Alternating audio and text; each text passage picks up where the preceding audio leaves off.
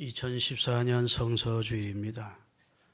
세계에 흩어져 있는 개신교회가 12월 둘째 주일을 성서주일로 정하고 성서주일에 나오는 주일 헌금은 각 나라의 성서공회에 보내서 성경을 더 많이 보급시키자 그런 의지에서 제정된 날이 성서주일입니다.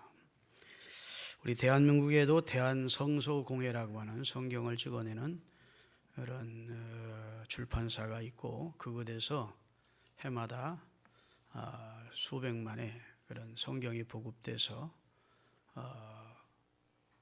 군인들 그리고 학생들 각 의료 선교 이런 통해서 성경이 보급되고 수많은 기독교인들과 비기독교인들도 성경을 읽고 있습니다. 성경이 어떤 책인가를 다시 한번 깊이 생각하고 깨닫는 시간이 될 수 있기를 바랍니다. 대부분의 그리스도인들은 성경에 대해서 대강 알고 있습니다. 성경이 어떤 책인지 여기 전혀 모르는 사람은 없을 거예요. 기독교의 경전이고 하나님께서 그의 선지자들을 통해서 그의 사람들을 통해 감동으로 주신 책이다. 이렇게 대부분 알고 있습니다. 틀린 인식은 아닙니다. 그렇지만 더 분명하고 확실하게 성경이 참으로 귀중한 책이고 최고의 책이고 축복의 책이고 생명의 책이고 가장 우리에게 너무도 특별한 책이라는 사실을 깨닫는 시간이 될 수 있기를 바라서 오늘 성경에 대해서 좀 말씀을 전하려고 합니다. 성경은 이 땅의 모든 책 가운데 가장 공격을 많이 받은 책입니다. 책으로서는 가장 핍박을 많이 받은 책이라고 할 수 있습니다. 수많은 그리스도를 대적하는 반기독교 사상을 가진 권력자와 또 반그리스도인들을 통해서 성경은 역사 이래 지금까지 공격과 핍박을 받은 책이 이 성경입니다. 옛날 셀서스라는 사람을 시작해서 18세기 볼테르라고 하는 무신론 비평학자가 성경의 허구성을 주장하고 무신론적 사고를 가지고 성경을 비판하는 사람들이었습니다. 수많은 사람들이 무신론적 사상을 가진 사람들이 성경의 허구성을 공격하고 성경은 이 시대에 뒤떨어진 책인 양 짓밟는 그런 언행들을 계속해왔고 지금도 비판주의적 입장에 서 있는 비평자들은 성경을 공격하고 있는 것이 사실입니다. 기독교가 처음 시작되고서부터 성경은 계속 반대 세력에 의해서 불태워졌고 찢겨지고 짓밟힌 책이 성경입니다. 예수 그리스도를 주로 믿는 부인이 가지고 다니는 성경을 핍박하는 남편이 갖다 불질러버리고 찢어버리고 하는 예는 말할 것도 없고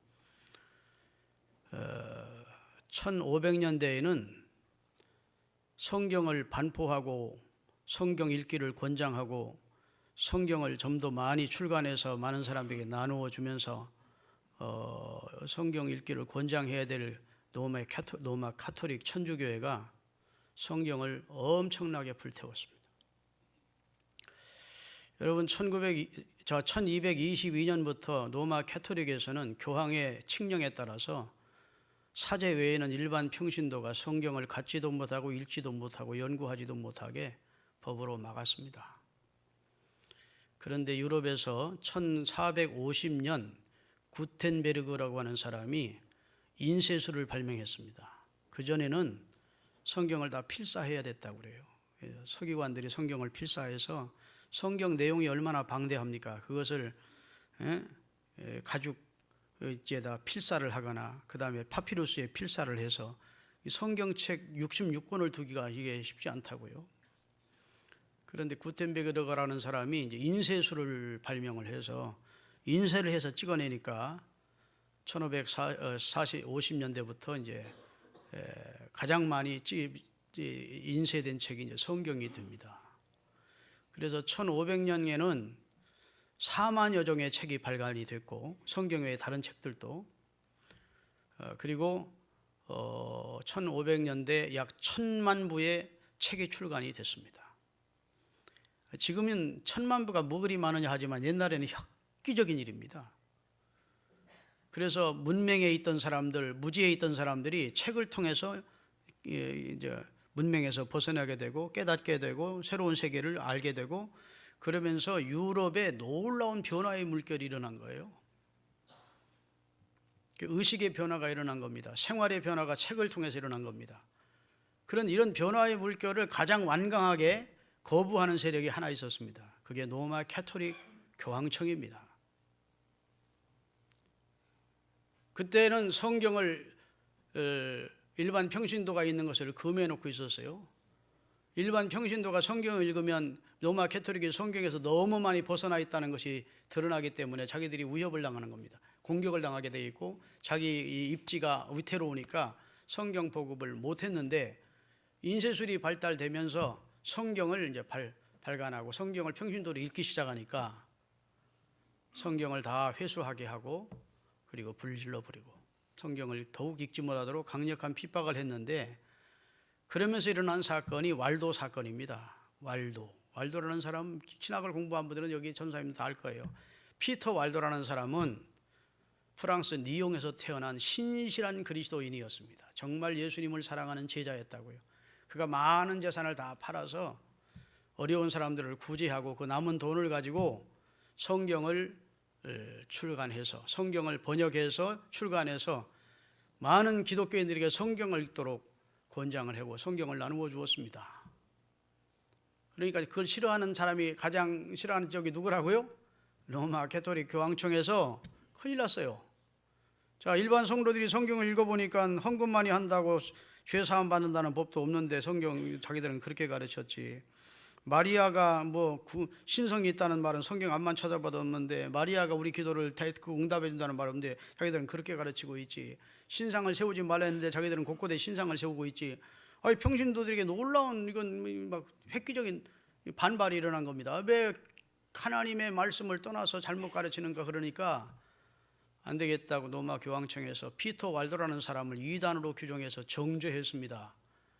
그리고 피터 왈도를 따르는 수많은 사람들을 죽이는데 100만 명을 참살했습니다. 여러분, 10,000명도 많은데 100만 명을 죽였다고요, 유럽에서. 그것을 마녀 사냥이라고 합니다. 마녀 재판을 통해서. 그러니까 로마 캐토릭이 마녀짓을 했다는 겁니다. 성경을 반포해야 될 사람이 성경 반포하는 사람을 죽이는 짓을 했으니 교회가 성경을 핍박하고 성경을 공격하는 웃지 못할 기독교 역사가 있었다고요. 무슨 말 이해되시죠? 그 다음에 지금 공산주의자들이, 지금은 공산주의가 힘을 잃었습니다만 약 100여 년간 공산주의로부터 얼마나 성경이 핍박을 받았는지 모릅니다. 성경은 다 불태워졌고 짓밟히고, 성경을 가지고 있는 사람은 반동분자가 되어 그에 따른 큰 형벌이나 순교를 당해야 됐었어요. 세계적으로 이렇게 공경을 받은 책은 성경 외에는 없습니다.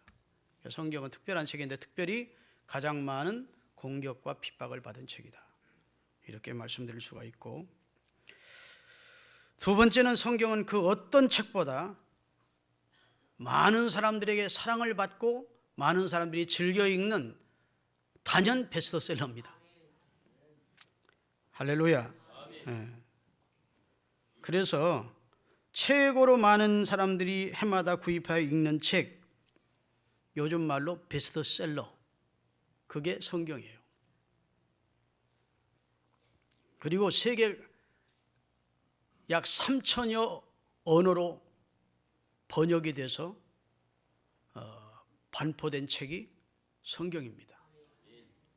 여러분, 아무리 베스트셀러, 성경 조여놓고 베스트셀러라고 하는 소설이나 문학 작품도 번역이 한 50개 언어로 번역이 됐다면 성공한 책일 거예요. 그런데 성경은 약 3,000여 족속과 나라의 말로 번역이 됐어요. 브라질 같은 나라는 아마존 밀림에 들어가면 종족마다 언어가 다릅니다. 아니, 목사님, 나라가 200여 나라밖에 안 되는데 어떻게 3,000여 언어로 번역이 됐다는 말을 하십니까? 아프리카도 가는 데마다 달라요. 여러분, 태국만 가봐도 산족의 언어가 다르고 밑에 사람들의 언어가 다르고 그렇습니다. 이해되시죠?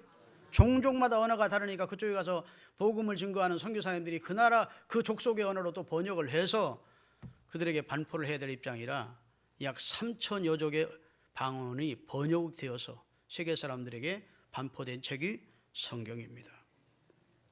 아멘. 이 세상의 그 어떤 책도 베스트셀러라고 주장하지만 한 10년쯤 지나면 역사의 뒤안길로 사라져요. 그 계속 번역돼서 수많은 종족들이 읽도록 번역되는 책들이 아닙니다. 성경만이 수많은 족속들에게 지금도 최고의 베스트셀러가 되고, 다시 말해서 성경은 따라합시다. 대적할 책이 없다. 성경과 견줄 만한 책이 이 땅에 없습니다. 18세기에 프랑스의 볼테르라는 사는 앞으로 50년만 지나면 성경을 읽는 사람이 지구상에서 없어질 것이다. 왜냐하면 성경은 너무 비과학적인 책이기 때문이다. 앞으로 과학시대, 문명시대가 되면 성경은 없어진다. 성경 읽는 자는 찾아볼 수 없을 것이다 했는데, 그 사람이 그런 말 한 지가 지금 200년 지났는데도 성경은 지금도 계속 베스트셀러이고, 그분이 그런 주장을 했던 그 장소가 바로 프랑스 성서 공회가 되어서 그곳에 성경책이 가득 차 있음을 믿으셔야 됩니다. 할렐루야. 디모데 후서 2장 9절에 보면 바울이 선언합니다. 나는 매일 수 있다. 복음을 전하는 자는 매임을 당하지만 하나님의 말씀은 매이지 않는다. 다 같이, 복음으로 말미암아 내가 죄인과 같이 감옥에 갇히는 데까지, 매이는 데까지 고난을 받았으나 하나님의 말씀은 매이지 않아. 하나님의 말씀을 누가 매일 수 있습니까? 하나님의 강권적인 성령의 역사로 생명력 있게, 능력 있게 역사되는 하나님의 말씀을 사람이 어떻게 매일 수 있느냐고요. 하나님의 말씀은 매일 수 없음을 성경은 선언하고 있습니다. 왜냐하면 이 책은 오직 지상 하늘 아래 유일무이한 하나님의 말씀이 기록된 책이기 때문에. 성경은요, 사람이 물론 기록을 했지만 하나님께 감동을 받은 사람들에 의해서 기록이 됐습니다. 하나님의 영감으로 기록된 책이에요. 베드로전서 1장 20절 21절을 띄우겠습니다.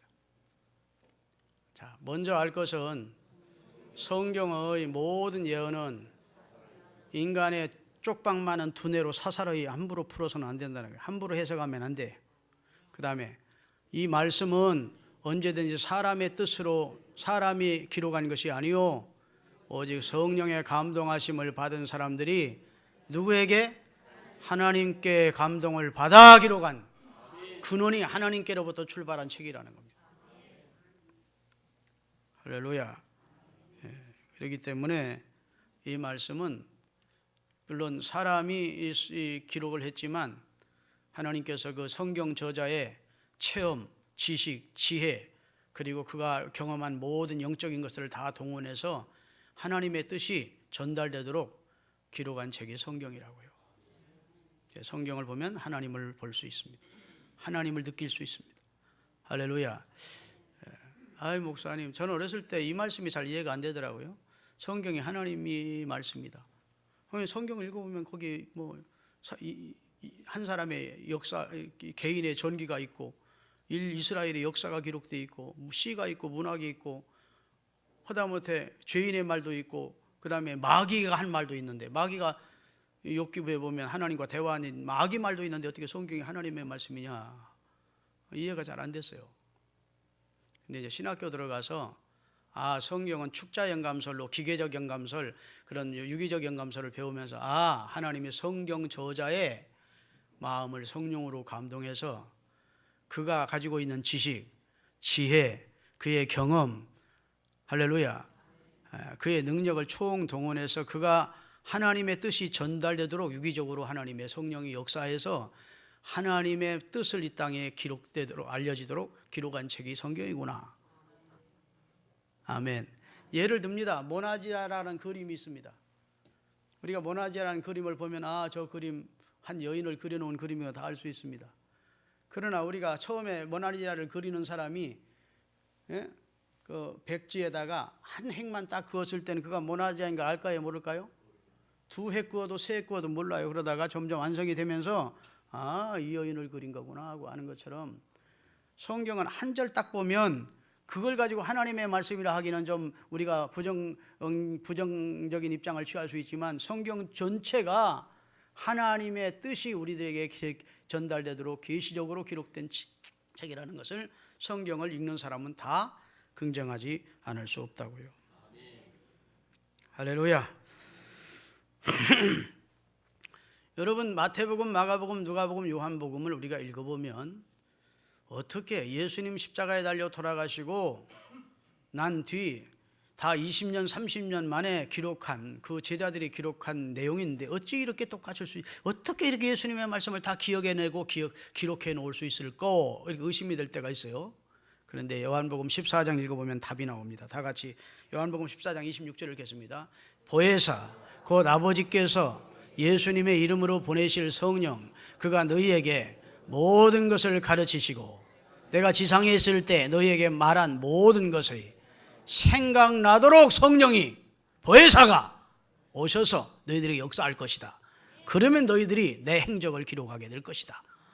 아멘. 그래서 그것이 성경이 될 것임을 예수님은 내다보신 겁니다. 보혜사 그가 오셔서 내가 너에게 한 모든 말이 생각나도록 해서 성경이 기록되도록 섭리해 주실 것이라고 말씀해 주셨다고요. 할렐루야. 예.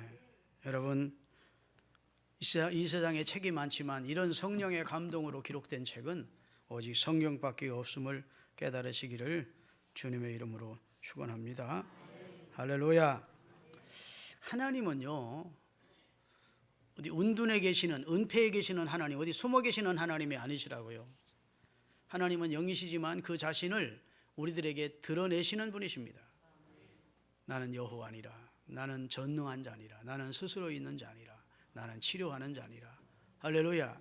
나는 사랑이라. 이런 하나님 자신을 계시하시는데 하나님이 자기 계시의 방법이 두 가지입니다.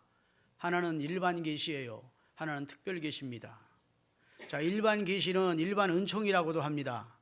특별 계시는 특별 은총이라도 해요. 여러분, 이 광대한 우주와 질서정연한 이 세계상을 보면서 우리가 무엇을 생각해야 되느냐? 하나님의 능력과 신성과 영광을 보라는 겁니다. 하나님은 천지 만물을 통해서 자신의 능력을, 자신의 신성을, 자신의 영광을 나타내 보여주고 있다는 겁니다. 아멘. 여러분, 얼마나 이 우주가 질서정연합니까? 인체만 보더라도 얼마나 기기묘묘합니까? 그렇죠? 집마다 지은이가 있는데 천지를 지으시는 여호와시니라. 과학자들의 말처럼 핵산이라는 아미노산이 떠돌아다니다가 뭉치고 그래서 혹성이 된 게 아니라고요. 그러면 그 혹성이 어떻게 자전하고 공전하고 우리가 그 속에 생명체가 나올 수 있는, 아무리 지금 과학이 발달해도 생명만은 못 만들어냅니다. 그렇죠? 난자와 무슨 뭐 이런 생명체를 동원해서 어떻게 지금은 과학으로 만들어낼 수 있지만 그것도 여성의 그런 짐승의 암컷의 난자가 통해서 만들어낸 것이 생명체가 전혀 없는, 정자와 난자가 없는 상태에서 이 세상에 어떤 생명이 존재한다 있을 수 없다. 성경은 하나님이 태초에 천지를 창조하셨다. 그러면서 로마서 1장 19절 20절에 나중에 하나님 앞에 가서 나는 하나님 몰라서 못 믿었어요 핑계 못하도록 하나님이 보여주셨대. 자, 이는 하나님을 알만한 것이 사람 속에도 있대. 양심이라는 걸 넣어주셨대요. 하나님을 찾는, 영혼을 사모하는 양심이라는 것도 첫 번째 사람 속에는 넣어주셨고, 그 다음에 19절 창세로부터 그의 보이지 아니하는 것들 곧 하나님의 보이지 않는 영원하신 능력, 그의 신성, 그가 만드신 만물에 다 보여 알려졌나니 그러므로 사람이 핑계 못한다. 하나님의 능력과 그의 신성이 이 만들어 놓은 천지 만물을 보면 나 하나님 몰라서 못 믿었습니다, 나 하나님 인정할 수 없습니다 못할 정도로 하나님은 천지 만물을 통해서 인간의 양심과 그 다음에 영혼을 사모하는 마음을 통해서 하나님을 희미하게 나타내셨다는 겁니다. 이게 이제 일반 계시예요. 근데 하나님께서는 성경을 통해서는 하나님의 백성들에게 특별 계시를 한 겁니다. 이건 분명하고 구체적으로 나는 여호와니라. 나는 창조하니라. 아멘. 나는 너희를 사랑한다. 너 인생은 이렇게 지어졌고 이렇게 타락했다. 너희를 내가 이렇게 구원하기를 원한다. 이렇게 하나님께서 하시는 일, 하나님의 능력과 신성과 그리고 그가 하시는 일과 그의 모든 것을 성경을 통해서 우리에게 계시해 주셨다고요. 그래서 성경은 하나님의 특별 계시입니다. 할렐루야. 칼 말트라고 하는 신학자가 있었습니다. 그는 하나님의 말씀이 세 가지 형태로 우리 가운데 나타난다 그랬어요. 첫 번째는 말씀이 육신이 되신 그리스도로 나타났다. 두 번째는 문자로 기록된 성경을 통해서 나타났다. 세 번째는 강단에서 선포되는 하나님의 말씀을 통해서 하나님은 그 자신을 우리에게 나타내신다 그랬습니다. 믿습니까? 자, 성경을 통해서 하나님이 그 자신을 우리에게 특별히 계시하셨어요. 근데 성경의 주인공이 누굽니까? 요한복음 5장 39절에 너희가 이 성경에서 영생을 얻는 줄 생각하고 성경을 연구하거니와 이 성경은 곧 내게 대하여 증거한 것이다. 아멘. 예수님이 중심이고 예수님이 주인공이에요. 오실 예수님, 말씀이 육신이 되어 오실 예수님을 증언하는 책이 구약이고 말씀이 육신이 되어 오신 예수님을 증언한 책이 신약입니다. 다시 말해서 성경 말씀의 중심이 누구라고요? 예수 그리스도예요. 그래서 요한복음 1장 1절 2절 띄우겠습니다. 태초에 말씀이 계시니라. 이 말씀이 하나님과 함께 계셨으니 이 말씀은 곧 하나님이시니라. 자, 하나님 따로 있고 말씀 따로 있어요. 그러면 하나님은 아니야. 그렇죠? 성부 하나님 얘기를 하는 게 아니고 성자 하나님 얘기를 하는 겁니다. 말씀이 하나님과 함께 계셨다는 거예요. 다시 말해 신구약 성경에 기록된 말씀의 주인공이 하나님과 함께 계셨고 때가 되어 육신을 입고 이 땅에 오셨는데 아멘. 우리가 그의 영광을 보니 독생자의 영광. 14절입니다. 다 같이 말씀이 육신을 입고 우리 가운데 거하심에 우리가 그의 영광을 보니 아버지의 독생하신 자의 영광이요 은혜와 진리가 충만하더라. 예수님 가까이서 제일 가까이서 예수님을 가장 측근해서 모셨던 요한의 기록입니다. 내가 예수님을 내가 3년 동안 예수님 곁에 있어 보니까 그분은 말씀이 육신이 되어 우리 가운데 오셨던 성자 하나님이시고 그 속에 은혜와 진리가 충만하더라. 아멘. 자, 그러면 일반 계시는 저와 여러분이 다 느끼면서 삽니다. 아, 하나님이 참 천지 만물을 너무도 크고 위대하고 장엄하고 아름답게 지었구나. 그게 느끼지요. 그렇죠. 우리는 성경을 통해 더 분명하게 하나님이 하신 일과 하나님을 봅니다. 그리고 성경의 주인공 되신 말씀의 중심 되시는 그리스도가 이 세상에 육신을 입고 오셔서 또 하나님을 계시하셨어요. 그래서 예수님이 하신 가장 놀라운 선언 가운데 하나가 나를 본 자는 아버지를 보았거늘 어찌하여 아버지를 보여달라 하느냐. 따라합시다. 나와 아버지는 하나이니라. 나는 아버지를 계시해 주기 위해서 아버지를 보여주기 위해서 세상에 온 자야 그 말입니다. 믿으십니까? 그러니까 말씀 덩어리가 예수님이에요. 하나님의 진리를 우리의 가운데 보여주시니까 예수님이에요. 하나님 자신을 우리에게 나타내시니까 예수님이에요. 예수님의 사랑이 하나님의 사랑을 나타낸 겁니다. 아멘. 예수님의 긍휼이 하나님의 긍휼을 나타낸 거예요. 예수님의 치유가 하나님이 우리를 치유하기를 원한다는 사실을 나타내신 거예요. 다시 정리하면 그렇습니다. 기록된 성경이 특별 계시이고 육신을 입고 이 땅에 오신 예수 그리스도가 특별 계시의 핵심이시다. 아멘. 그래서 성경 시편 19편 1절부터 4절 보면 이 일반 계시를 하나님이 하셨는데 천지 만물을 통해서 자기를 계시하신 내용을 설명하고 있습니다. 다 같이 하늘이 하나님의 영광을 깊이 생각해보면 하늘을 쳐다볼 때 하나님의 영광이 선포되고 있다는 겁니다. 땅이 하나님이 하신 손으로 하신 일을 지금 다 나타내고 있다. 아멘. 그 다음이 중요합니다. 2절 날은 날에게 말하고 밤은 밤에게 지식을 전하니 언어도 없고 말씀도 없고 들리는 소리도 없어요. 야, 하나님이 지었다 이렇게 하나님이 말씀하지 않아요. 들리는 소리도 없어요. 그렇지만 그 소리가 온 땅에 통한다는 거예요. 정말 신심을 가지고 세상을 바라보면 야, 하나님은 광대하신 하나님이구나. 전능하신 하나님이시고 하나님은 참으로 위대하신 하나님이구나. 이렇게 들리는 소리 없고 그 다음에 우리가 소리가 없지만 그 소리가 온 땅에 지금 하나님이 말 없는 말로 응변하고 있다는 사실을 알 수 있다는 겁니다. 아멘.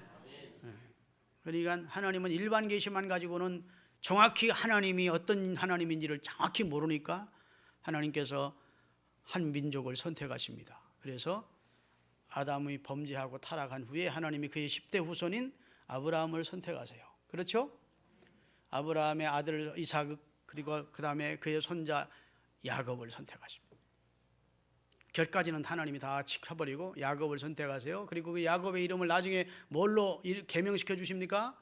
이스라엘이라 바꿔주십니다. 그리고 이스라엘의 12아들을 통해서 이스라엘 민족을 세우시고 그 가운데 유다지파를 세우시고 유다지파에서 다윗을 세우시고 다윗의 뿌리에서 메시아가 보낼 것을 예언하십니다. 그래서 하나님이 왜 이스라엘을 선택했느냐? 하나님이 말씀을 맡길 곳이 필요해서 계시의 의탁처로 이스라엘을 선택한 겁니다. 아멘. 그리고 말씀하신 대로 이 메시아를 보내주어야 그 어떻게 하면 어떻게든지 안 믿으려고 하는 우리 인간의 패역한 사람들이 하나라도 예수를 더 믿겠기에 하나님이 미리 예언을 쭉 하시고 예언하신 대로 때가 되어 그 아들을 통해서 우리를 구원하신 일을 하신 거예요. 히브리서 1장 1절 2절입니다. 다 같이.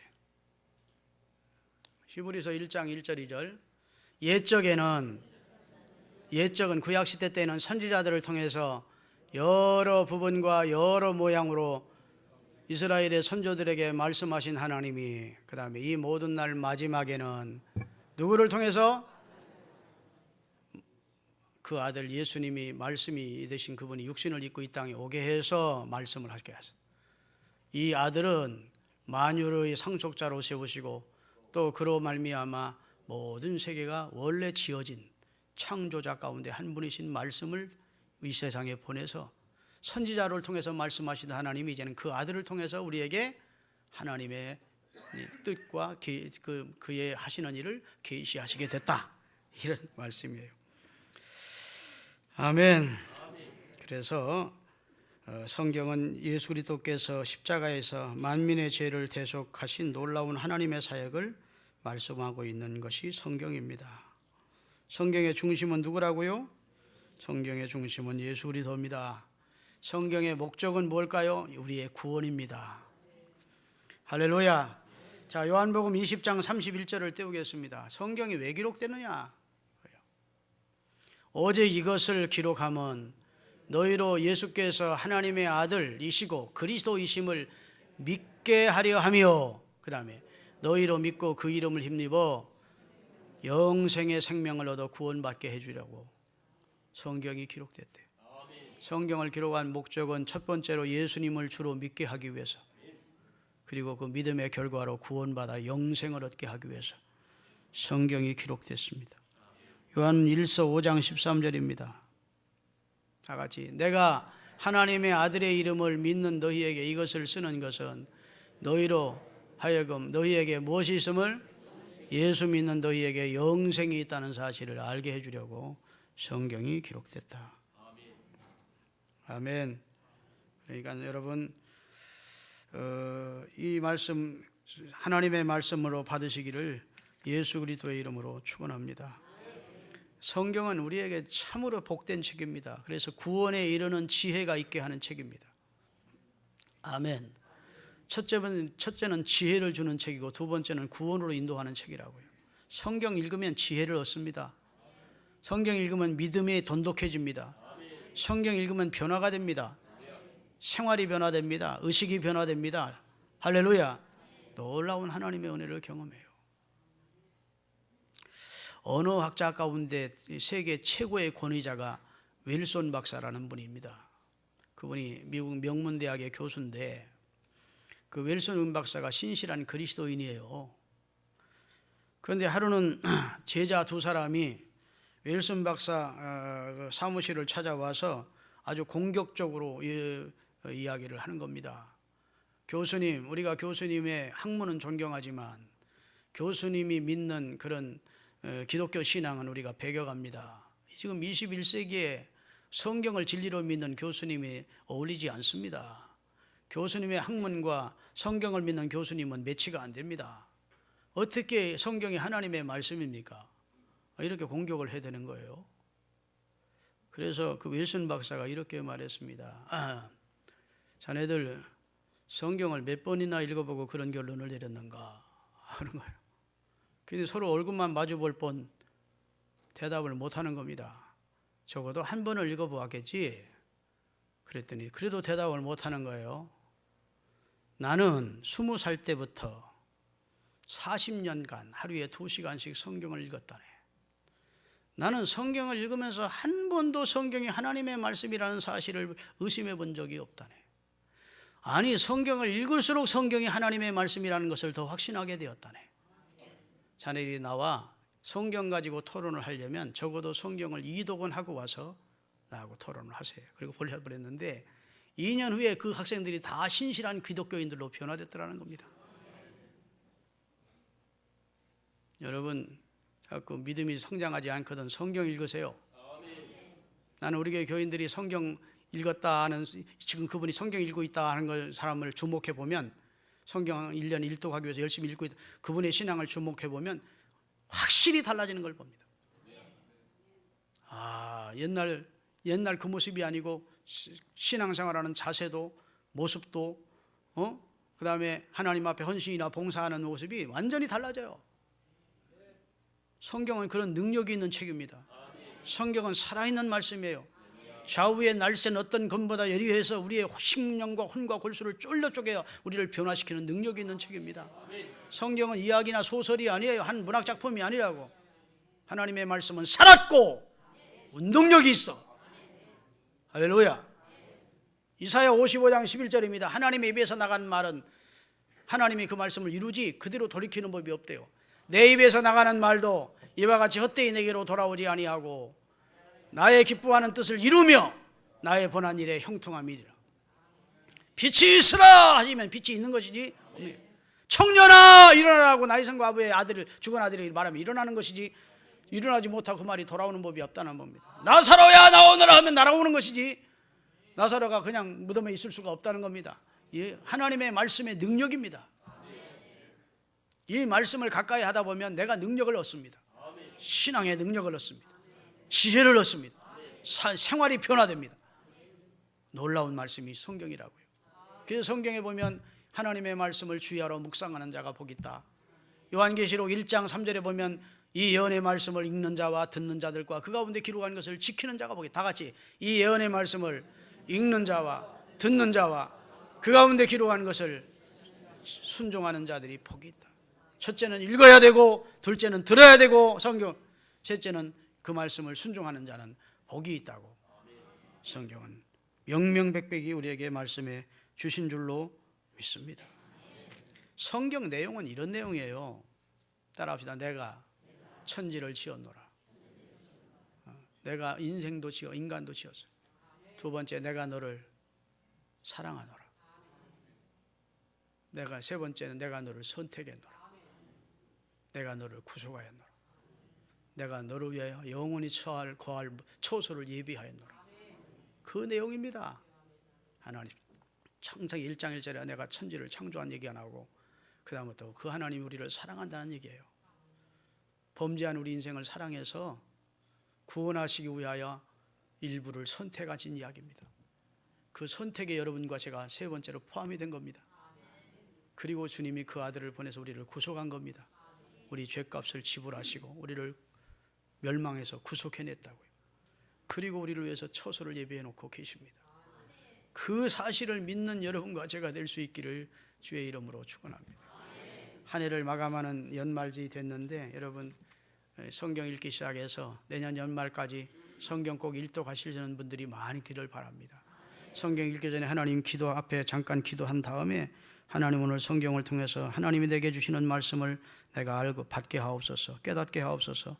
그리고 경건한 자세로 성경 읽다 보면 성경이 살아서 나를 변화시키는 놀라운 역사를 경험하게 되고, 성경 읽을 때 심령이 뜨거워짐을 경험하게 될 줄로 믿습니다. 기도하겠습니다.